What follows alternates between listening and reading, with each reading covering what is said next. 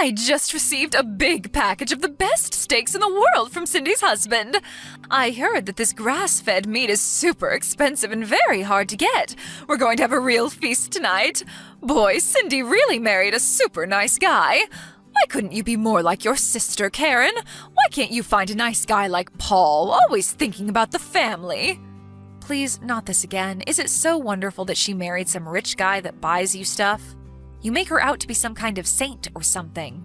Excuse me, that's overemphasizing it a bit, don't you think? I'm just sick and tired of hearing the same thing over and over, that's all. So is that all you wanted to say? If it is, I'm pretty busy now, so... You don't even go out of your way to try and know anything about my fiancé. If you're going to go on and on and on about it, I would really like to cut it short. It's that attitude that I can't stand. Can you do something about that? You went ahead and refused that little blind date I arranged for you with that rich and handsome guy last month. You didn't even bother to meet him. I pulled some strings to get that arranged, you know. So embarrassing when I heard you turned him down. You had the gall to cancel, so that I figured you must have had a pretty good reason. But it turns out that this guy, this fiancé of yours, is some shabby-looking, penniless guy, for Pete's sake. Where in God's name did you find this guy? You never listened to me, Karen, always disobeying me at every turn. How could I not give you an earful every now and again?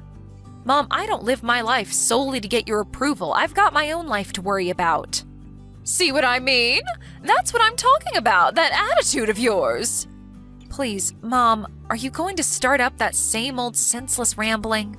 You're always going on and on about it being a waste of time to text me online, so why text me?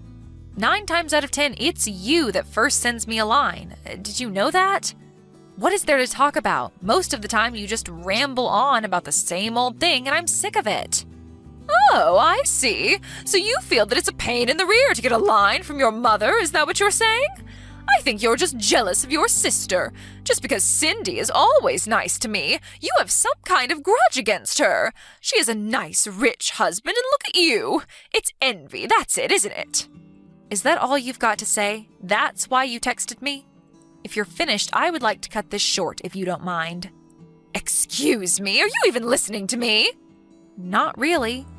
Anyways, I'm still working, so I really need to pull the plug on this very enlightening conversation.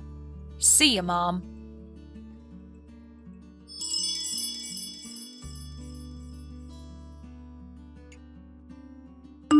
Hey, Cindy. How are you? About your husband. Apparently he sent some gifts to Mom again. I think she said it was pricey steaks or something. He's always sending her costly stuff. Are you okay with all that? Hey, Karen. Yeah, I just heard about that. Apparently he's using your credit card to make these purchases and has them sent to Mom, right? Sounds like he just goes online and picks whatever he wants and charges it on your credit card. Maybe you should cancel that card or something. I bet you dread getting that bill from the credit card company every month. Yeah, I was thinking of doing that, but I figured it would get this way, so I set a little trap for him, so don't worry. A trap? What are you talking about? You set some kind of trap? Yeah, I'll explain it all when we meet on the weekend. You're coming over on Saturday, right? Yeah, I'll be there. I want to hear about this little trap. By the way, why does your husband keep sending Mom such high-end stuff? Steaks, expensive fruit from Europe. I remember he sent her that overpriced Kobe beef from Japan. That must have cost a fortune. I can understand if it was his real mom, but his mother-in-law doesn't make sense. Oh yeah, that's right. I guess I never explained it all to you, did I? Explained what? About my husband's mother. She's not his real mom. At least, that's how he explained it to me. Really? No, you didn't tell me about that. Yeah, well, apparently his mom died when he was like 12 years old and he was brought up by his grandmother. His dad later remarried and he got along with his stepmom, but he wasn't really able to accept her as his real mom, understandably. You met her, right? She's real nice and all. So maybe he feels this bond towards Mom. Maybe he's hankering for some kind of affection. Oh, I get it. A bond, huh? Well, I can sort of understand that, but just because he has this affinity toward Mom, does he have to use your credit card to buy pricey gifts for Mom? Just doesn't seem right. I'm sure there are better ways to show appreciation, I would think. And trying to gain favor with a person like our Mom? Yeah, well, he still doesn't know her well, I suppose. That's also something I wanted to explain to you the next time we meet. Yeah, I'd love to hear it all. Anyway, I'm sure that you've got a handle on the whole thing. You always do. I don't have anything to worry about, I suppose. If you're in trouble or anything, don't hesitate to contact me, okay? I'll help you out any way I can. Yeah, I will. Thanks, sis. I can always count on you to be there for me. But aren't you pretty busy right now? I mean, with your wedding coming up, it's just 3 months away, wasn't it? I bet you've got a never-ending to-do list. I sure did before I got married. If there's anything I can do to help out, don't hesitate, okay? Yeah, you got it. What are sisters for, right?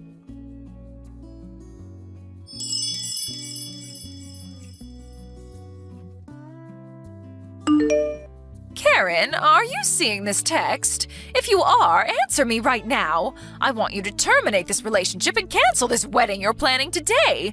I don't want to hear any nasty reply from you. This has gone far enough. Are you out of your mind, Mom? How could I do that on the day of my wedding, for God's sake? I have no desire to cancel this wedding. I love Mark and I intend to marry him as planned, and there is nothing that you can do about it. So please, Mom, stop with this nonsense.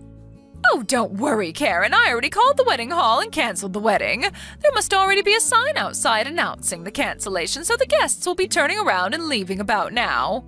Wait, are you kidding me? You canceled the wedding?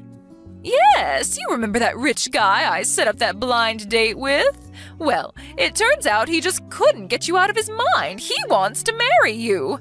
He says he'll pay $50,000 towards my retirement if you marry him. How could you turn that down, right? So I took the initiative and canceled the wedding. We'll arrange another wedding next month. It's all set. Have you totally lost your marbles, Mom? I'm not going to marry this guy. I only met him once at your place, and that was just by chance. The guy hardly knows me, for Christ's sake. Besides, the wedding staff contacted me and verified if I wanted to cancel, and of course I said no, that it was some kind of prank. Apparently, they've had similar pranks happen in the past. I told them that the wedding will proceed as planned. As a matter of fact, most of the guests have already arrived. So the wedding is proceeding as scheduled. What? They just ignored my call? I'm your mother, for God's sake. They can't do that. Yes, they can. Preparations are already being carried out. What am I going to do about the wedding next month?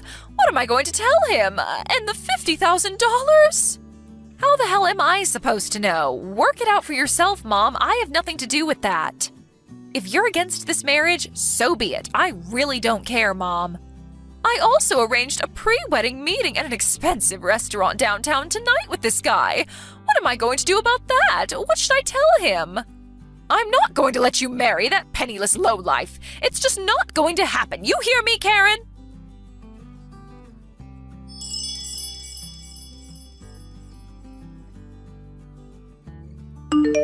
Mom, are you there? What the hell is wrong with you? Have you completely gone bonkers? Why the hell did you come dressed in all black like it was a funeral? The guests were totally horrified. I thought I told you that you weren't welcome if you were against this marriage.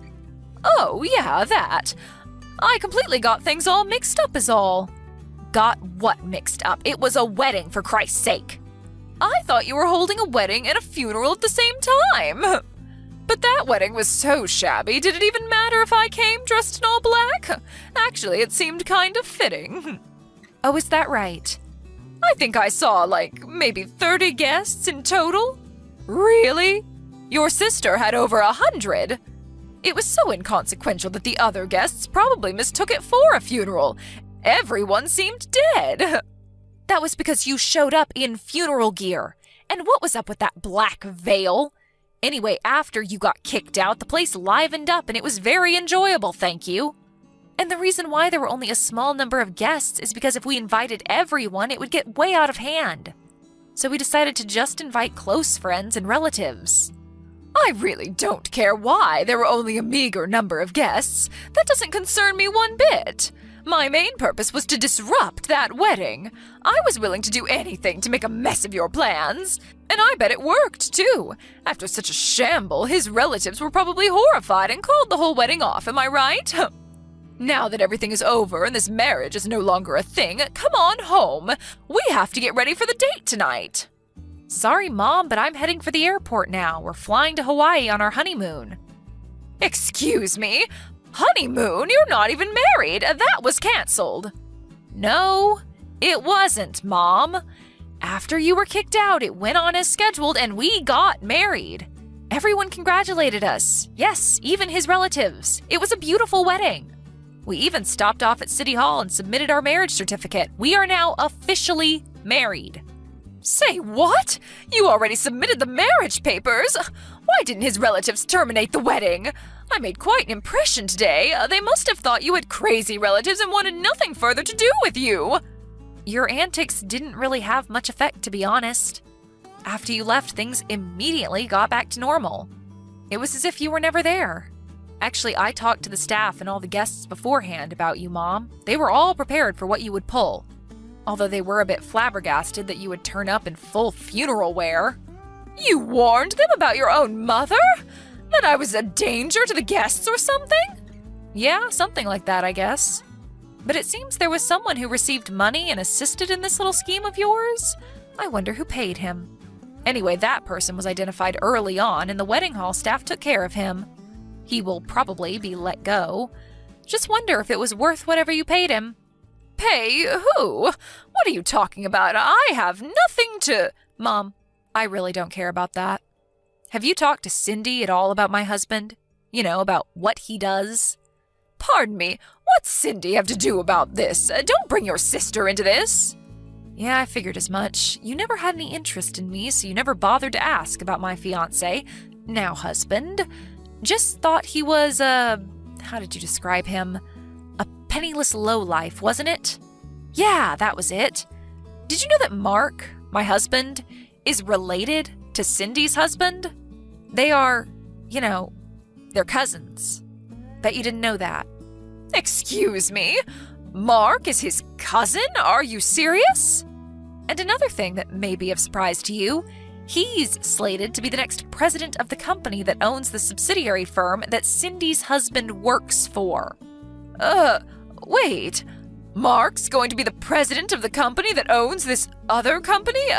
This smaller subsidiary? Is that what you're saying? So he'll be in a more senior position than Cindy's husband? No way, that doesn't make any sense.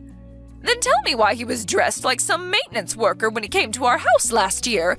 He sure didn't look like a man who was destined to be the president of a major corporation. I tried to explain that to you so many times, Mom, you just never listen. Don't you remember that time when you called and said that if I wanted to marry Mark, I had to bring him over within the hour or you wouldn't give us your blessing? Do you remember that? Yes, of course I remember. So what? What I'm asking is why he was dressed like some janitor.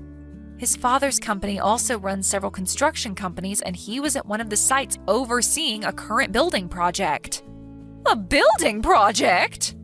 Yes, that big waterfront project. He was overseeing that, so he couldn't very well go to a construction site in a suit and tie. When you gave us that ultimatum, well, he was an hour's drive away and had no time to change, so he hopped in his car in his work clothes and rushed over there. Why didn't you say something before that? You could have given me a heads up for Pete's sake. If I would have known that, I wouldn't have. I did, several times. Why didn't you tell me he was the next in line to be president of that company, the parent company to Cindy's? Because I didn't want you to know that. Excuse me, why didn't you want me to know? When Cindy got married, you were jubilant that she had married a nice, rich guy and that you would enjoy the lavish gifts that would come your way. I just didn't want to hear any of that nonsense from you. Karen! You make me sound like some kind of a self-serving gold digger. It's true, isn't it? I don't think I'm wrong in my assessment. That's all you're interested in. You don't care if I'm happy or not. That's not true. And another thing, Mom. That guy you tried to marry me off to, that guy is the epitome of poor. The thing you most hate, Mom. The guy is a penniless lowlife if there ever was one. Pardon me, that can't be true. When I told Mark about how you were trying to pawn me off to some guy, Mark did a little background check on him. First off, he verified that it was the same guy who I rejected 1 year ago when you set up that first blind date. He dug a little deeper and learned that he embezzled from his company and got caught. He what? He's an embezzler? Yes, that $50,000 that you brought up seems pretty obvious where that money came from. You mean to tell me that guy's a con artist? A thief? That's right, Mom. Seems like you were wrong about Mark, huh? And you were totally wrong about me. With that said, I'm going to cut all ties with you, Mom. To be honest, I don't need you in my life. Wait, are you crazy? You can't just cut ties with me. I'm your mother. You can never cut ties. Now that you married a rich guy, even richer than Cindy's, why would you cut your mother out? There you go again. That's the exact thing that I hate about you, Mom. But I was only trying to. It's already been 7 years since Dad passed away. You married him because he owned his company, and that's what attracted you to him, right? You were only interested in his money. And when he died, he left you a nice lump of money so you wouldn't suffer financially. But in less than 2 years, the money quickly dried up. So I ask you, Mom, why prey on us? I wish you would stop relying on us to maintain your lifestyle. Why don't you work and just support yourself? Dad gave you a chance to live a quiet life, but you squandered that, didn't you? How could you say that to your mother? I worked hard all my life to bring you kids up. I deserve a little compensation. Well, I don't care because I still have Cindy. She would never betray me like you have. She married a nice, rich man. She'll take care of me. At least I have one daughter that loves me. She wouldn't betray her own mother. I'm surprised you haven't heard yet. Cindy got divorced a little while ago. Wait, what did you say? Divorce? Cindy wouldn't get a divorce. It all started when her husband's mother asked her to consider becoming the next president of the company. You're not making any sense, Karen. Are you talking about Cindy? They want her to be president? Well, one thing led to another, and she was introduced to the president's son and married him, which turned out to be a huge mistake. But it turned out that her husband, although the son of the president who runs a profitable company, was a real tightwad. Tightwad? You mean stingy with his money? Yeah, a real penny pincher, according to Cindy. Did you know that all those gifts you got, that they were bought using Cindy's money? All charged on her credit card? He was able to use it all he liked because she had her credit card registered on that site where you can buy just about anything. As long as he had the password, one click and he could buy anything he wanted. Only problem is Cindy had to pay the huge bill every month. He never spent a dime of his own money. But Cindy laid a trap for him. She changed all the credit card information to his mother's name. Huh? But wouldn't... Of course, she told her mother-in-law about what she was going to do. Apparently, Cindy had confided in her about their son's misdeeds beforehand. But most importantly, do you know what this means for Cindy's husband? No. What? It means his father will learn that he was illegally using Cindy's credit card to buy you all kinds of expensive stuff. He may be married to Cindy, but he used it using her password and without permission, and that's against the law. And the amount he used was pretty significant, somewhere in the neighborhood of $10,000 or $12,000 apparently. $10,000 or $12,000? That much? Are you serious? Cindy used this as the main reason for divorcing him. But the good news is she got all of her money back. Well, long story short, she turned down the offer to take over the company as president and is currently looking for a new job and maybe a new husband. She turned down that offer? Is she out of her mind? Does that mean she's unemployed now? What is wrong with her? How could she turn down an offer like that? She's my daughter, for Christ's sake. She's supposed to take care of me. And now she's jobless? Oh, what in God's name was she thinking? I never in my life thought my daughter would betray me like this. Both my daughters. Your rationale of what a daughter should be is skewed, if you ask me. Anyway, this has gone on way too long. What I want to say, as well as Cindy, is that you're not going to get your way, Mom. Not now or ever. Get that through your head once and for all. But you can't just leave me to fend for myself. I can, and I will. Last but not least, just remember that if it sounds too good to be true, it probably is. I hope you don't forget that, Mom. There is no such thing as a free lunch. Karen, please, let's talk about this. You and Cindy. Sorry, Mom. We just arrived at the airport. Gotta go. See ya.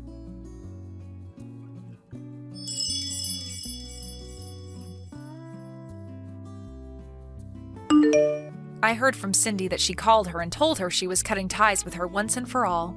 Of course, she insisted that we meet and talk things through, but I wasn't having any of it. Once we arrived at the airport in Hawaii, I turned on my phone to find like 100 messages from my mom. I skimmed through the messages, but most of it was what I expected of her. All about how it was a waste for Cindy to turn down that offer, or about us talking things over and getting back together as a family. I was thinking of blocking her after a while. I wanted to see how she could fend for herself before I completely cut her off. But my husband was more sympathetic than me. He went out of his way to find her a job working at one of the company's subsidiaries. My mom's always despised work, and when she was forced to take this job, it was pretty hard on her, to say the least. But I hope that she learns the satisfaction of working hard. Maybe it will never happen, but one can hope, right?